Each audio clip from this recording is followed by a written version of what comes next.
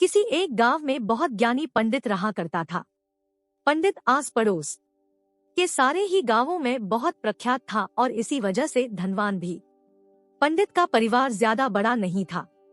पंडित अपनी पत्नी के साथ अपने बहुत बड़े घर में अकेला रहता था, क्योंकि पंडित को कोई बेटा था नहीं और एक बेटी थी जिसका विवाह पास के गांव वाले एक श्रीमंत लड़के से हो चुका था।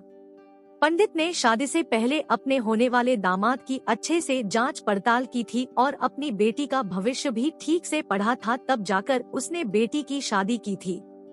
लेकिन चंद सालों में ही पंडित का दामाद बुरी आदतों के चंगुल में फंस गया। जुआ और शराब की बुरी लत ने उन्हें सड़क पर लाकर रख दिया था। अपने बेटी की ऐसी दुर्दशा देखकर पंडित की पत्नी काफी दुखी होती थी और अक्सर पंडित को कहा करती थी, तुम जाकर उनकी मदद कराओ। पंडित हमेशा अपनी बीवी को यह कहकर उनकी मदद करने के लिए मना कर देता था कि अभी कुछ समय तक उनका बुरा वक्त चलना है। हम चाहे कितनी ही कोशिश कर ले, जो उनके नसीब में नहीं है वह उन्हें नहीं मिल पाएगा। पंडित की ऐसी बातों से उसकी पत्नी काफी दुखी हो जाया करती थी और मन ही मन सोचती थी कि कैसा स्वार्थी पिता है, अपनी बेटी को इतने कष्टों में देखकर भी उसकी मदद करने के लिए मना करता है। आखिर भगवान ने जो इतना सारा धन धान्य दिया है उसका क्या करेंगे? हमें कोई और औलाद भी तो है नहीं, ले देकर एक यही बेटी है और उसके लिए भी कुछ नहीं करेंगे तो किसके लिए करेंगे? पंडित ऐसा नहीं सोचता था। ऐसा नहीं है कि पंडित अपनी पुत्री से प्रेम नहीं करता था, लेकिन उसने अपनी पुत्री की कुंडली इतने अच्छे से पढ़ी थी और वह यह पहले से ही जानता था कि वह चाहे किसी भी लड़के से शादी करती, लेकिन उसके जीवन में यह समय आने वाला ही था और बिना इसे भुगते उसको छुटकारा नहीं मिलने वाला था। एक दिन खाने पीने के लिए भी मोहताज हो चुके पंडित के बेटी और दामाद उसके घर पर आए। पंडित ने और उसकी बीवी ने दोनों का खूब आदर सत्कार किया और खूब अच्छा खाना खिलाया। बेटी और दामाद की पंडित से सहायता मांगने की हिम्मत ना हुई, इसलिए वह बिना बोले ही वापस अपने घर को लौटने लगे। लेकिन माँ तो माँ होती है, पंडिताइन से रहा नहीं गया और बिना पंडित की इजाजत के उसने चोरी छुपे बूंदी के लड्डू बनाकर उसमें सोने के सिक्के रख दिए और बेटी और दामाद को दे दिए, ताकि बेटी और दामाद की कुछ आर्थिक सहायता हो सके।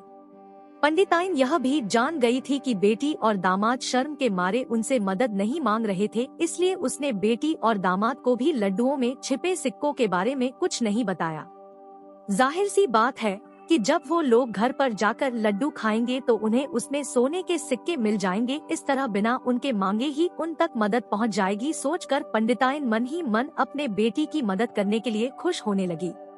पंडित के दामाद और बेटी उन दोनों का आशीर्वाद लेकर अपने घर के तरफ रवाना हो गए। उन दिनों गाड़ियां तो होती नहीं थी, घोड़ा गाड़ी या बैल गाड़ियां चलती थी। पैसे ना होते तो और चीजों की लेन देन से भी व्यवहार होता था। बेटी और दामाद का गांव पंडित के घर से कोसों दूर था, फिर भी पैसों की कमी के चलते वह चलकर अपने गांव की तरफ निकल पड़े। थोड़े दूर ही चले थे कि पंडित की बेटी के पैर में मोच आ गई और अब उसको चलना भी मुश्किल हो गया। पंडित के दामाद ने जब देखा कि उसकी बीवी अब बिल्कुल चलने में सक्षम नहीं है, तो उसने एक टांगा अपने घर तक किराए पर ले लिया। दोनों पति पत्नी टांगे में बैठकर घर तक पहुंच गए, लेकिन टांगे वाले को देने के लिए उनके पास पैसे थे नहीं, इसलिए पंडिताई ने जो बूंदी के लड्डू उन्हें दिए थे वही किराए के तौर पर उस टांगे वाले को दे दिए। टांगे वाला बूंदी के लड्डू को लेकर वहां से चला गया। टांगे वाला अपने घर की तरफ जा रहा था, तब उसे एक हलवाई की दुकान दिखी। उसने सोचा कि थोड़े से बूंदी के लड्डुओं से मेरे घर के लोगों का पेट थोड़ी भरने वाला है, इससे अच्छा मैं इन बूंदी के लड्डुओं को बेचकर उनसे कुछ चावल खरीद लेता हूँ। टांगे वाले ने बूंदी के लड्डू हलवाई को बेच दिए। जिस गांव में वह हलवाई रहता था, उसी गांव में एक आदमी ने अपने घर पर पूजा रखी थी और उसी पंडित को उस पूजा के लिए बुलवाया था। पूजा में लगने वाले प्रसाद के लिए उस आदमी ने उसी हलवाई से बूंदी के लड्डू लिए जहां पर उस टांगे वाले ने बेचे थे। हलवाई ने भी उस आदमी को टांगे वाले से खरीदे हुए लड्डू ही पहले दिए, ताकि वह खराब ना हो जाए, क्योंकि वह नहीं जानता था यह लड्डू कब बने हैं। पूजा खत्म होने पर दक्षिणा और बूंदी के लड्डू लेकर जब पंडित अपने घर आया और खाना खाने बैठा, तो प्रसाद में लाए बूंदी के लड्डू खाते वक्त लड्डू से सोने का सिक्का निकला। इस घटना को देखकर पंडिताइन की आंखों से आंसू बहने लगे। पंडित ने जब पंडिताइन से उसके रोने का कारण पूछा तो पंडिताइन ने पंडित को सब कुछ बताया और पंडित से उनकी बातों पर भरोसा न करने के लिए माफी मांगी।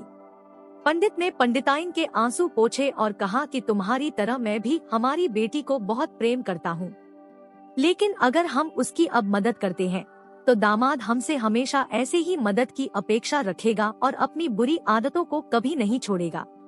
पंडिताइन भी अब पंडित की बातों से सहमत हो गई। 2-3 महीने बीत गए। पंडित के दामाद और बेटी फिर से एक बार उसके घर आए और इस बार उनकी परिस्थिति पहले से बेहतर थी, क्योंकि पिछली बार खाली हाथ जाने के बाद दामाद ने नया काम शुरू किया था और अपनी सारी बुरी आदतें भी छोड़ दी थी। दोस्तों, नसीब का खेल नहीं बदलता। यह कहानी आपको कैसी लगी? क्या आप भी नसीब पर भरोसा रखते हैं या फिर आप उन लोगों में से हैं जो अपना नसीब खुद अपने हाथों से लिखना चाहते हैं? तो दोस्तों, आपको यह स्टोरी कैसी लगी? उम्मीद है कि जरूर अच्छी लगी होगी। अगर अच्छा लगे तो कमेंट करके जरूर बताएं और ऐसी ही और कहानियां पढ़ने के लिए सब्सक्राइब जरूर करिए।